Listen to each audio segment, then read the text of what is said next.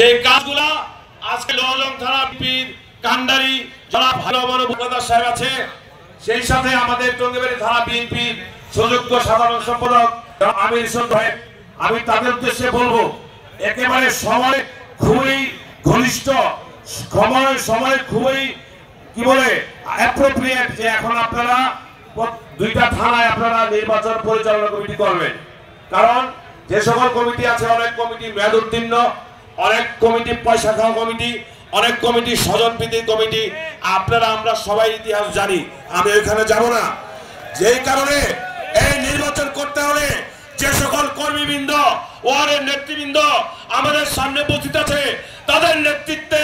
নির্বাচন পরিচালনা কমিটি করতে হবে ইনশাআল্লাহ। মিজানুর রহমান সিনহার ভোটের কোনো অভাব নাই, শুধু পরিচালনার ক্ষেত্রে আমরা যদি ঠিক জায়গায় থাকি, আল্লাহর রহমতে